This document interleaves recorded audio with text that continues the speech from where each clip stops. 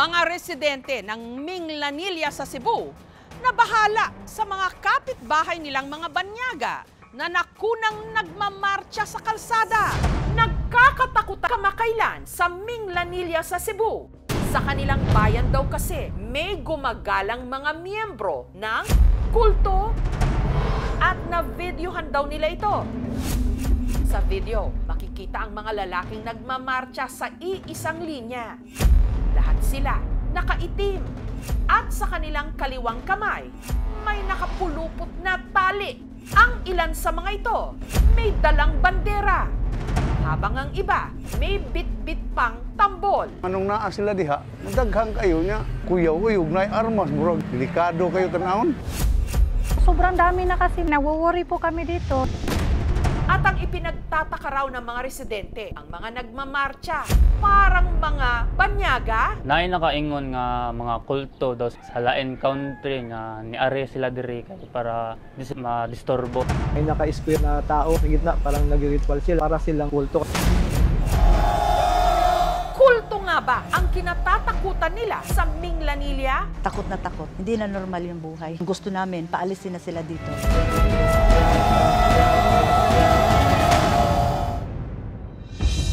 Ang di umano kulto na videohan sa subdivision na ito. Marami sa mga nakatira rito. Nag-aalangan daw tuloy ngayong lumabas ng kanilang bahay. Ang nakarecord sa pinaniniwalaan nilang kulto, itago natin sa pangalang Connie. Nagkabit na raw si Connie ng CCTV camera sa kanilang bahay. Para makita namin kung anong galawan dito sa area. Napapansin ko na rin sarili ko, parang paranoid talaga. Lagi na rin daw siyang naglalak ng mga bintana. Wala naman to dati. Nakabukas to lahat. Kasi ang sarap ng hangin sa labas. Pero ngayon, puro na kami kurtina. Ang kanilang pintuan naman, tatlo-tatlo ang lock. Automatic na yan. Pagka pumapasok kami, lock agad.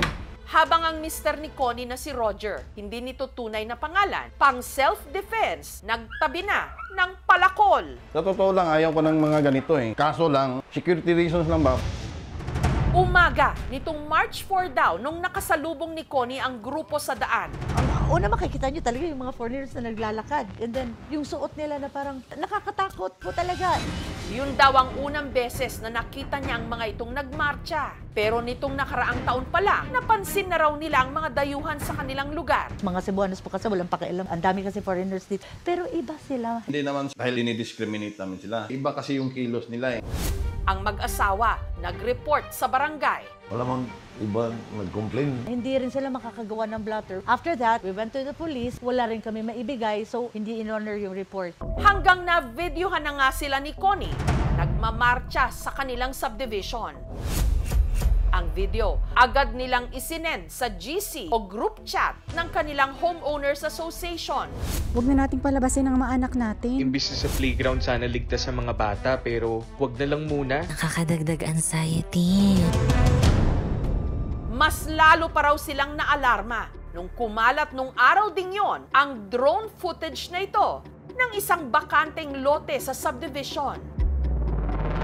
Ang drone footage, kuha ni Jake na nakatira ilang metro lang ang layo mula sa subdivision. Mga around 6 a.m. ay bigla kaming narinig na parang may nagsisisigaw-sigaw. Parang may drum na pinapatugtog sila, na curious kami. Yun nga nakita namin, maliit na bundok sa taas ng subdivision. May naka-square na tao, tapos sa gitna, parang ginagawa nila ng flag, parang nag-ritual sila. Unang pumasok sa isip ko, para silang kulto. Para malaman ang pagkakakilanlan ng grupo na naunang nagpakilala bilang a bio name, nag-research online sina Connie at Roger. Facebook page is Ravenous Bird. At nalaman nila na ang grupo isa palang religious organization. Minglanilla is their promised land. Pero ang ikinababahala ng mag-asawa, ang ritual videos ng mga ito na napanood nila online. Nag-twist ng ibon na white, and then ganun lang ka-easy nila i-twist yung buhay na ibon. pinutol yung ulo, sinunog. Marami kang mga tanong, permitted ba to? Nagpaalam ba to? Kasi nga yung community is may guidelines tungkol doon. Ang Homeowners Association agad nagsagawa ng investigasyon na pag-alaman nilang 17 units o bahay sa kanilang subdivision ang tinitirhan na pala ng mga ito. Gusto ngayon ng Homeowners Association na makipag-dialogue sa mga dayuhan. Sinabi sa akin na initially there was a reenactment of the Game of Thrones. But I didn't believe that. Sinabi ko sa kanya, hindi totoo yan. Wala rin daw permiso ang isinagawa nilang pagmarcha sa loob ng subdivision nitong March 4. Permitted sila ng guard. Yung representative ng developer, hindi rin nakakarating sa kanila na may ganong klaseng exercise na ginagawa. So, kinahalan siguro natin munang investigahan pa muli. Nag-coordinate sila ng mga police para bumisita doon to do some investigation. Ang pamunuan ng subdivision nagbigay ng pahayag. The subdivision cannot grant your request for an interview. The management is concerned that the interview might affect the ongoing investigation. Management is now implementing stricter policy so that the privacy, safety, and security of the residents are always protected. Ang PNP nag-imbestiga. The Bureau of Immigration is already involved in the investigation and has sent a report and recommendation to its central office. We are taking proactive steps to protect our community. Ang grupo ipinatawag ng Regional Director ng PNP sa Cebu at ang humarap daw sa kanila ang tumatayong leader ng grupo na si Derek Curry II. Ayon sa kanilang pag-uusap, sina Derek kabilang daw sa isang religious group na ang pangalan, Abayo Name, na ang ibig sabihin, those in need of the Father o needy ones.